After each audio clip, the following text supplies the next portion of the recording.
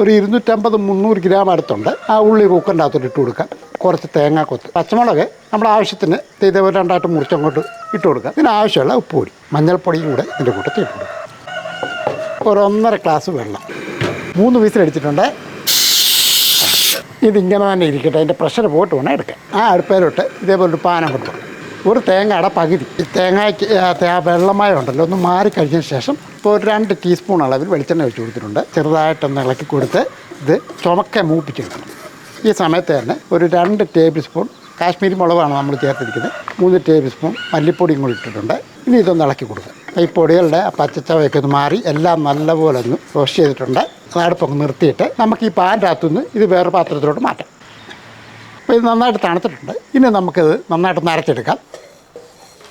വെള്ളം ഒഴിക്കാതെ വേണം ഇതൊന്ന് പൊടിച്ചെടുക്കാനായിട്ട്.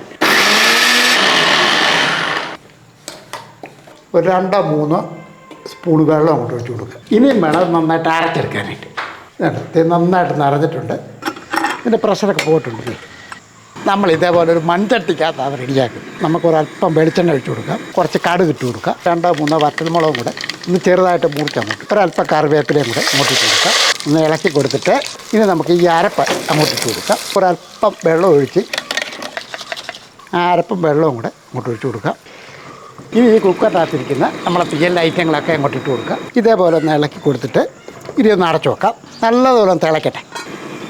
നല്ലപോലെ തിളച്ചതിന് ശേഷം നമുക്ക് ഈ അടുപ്പ് നിർത്താം. ഇപ്പോൾ സാധാരണ നമ്മൾ തീയൽ വെക്കുന്നതിലും ഒരു വ്യത്യസ്തമായ രീതിയിലുള്ള ടേസ്റ്റ് തന്നെ കേട്ടോ. ഒരു പ്രാവശ്യമെങ്കിലും ഇതേപോലെ ചെയ്ത് നോക്കും കേട്ടോ.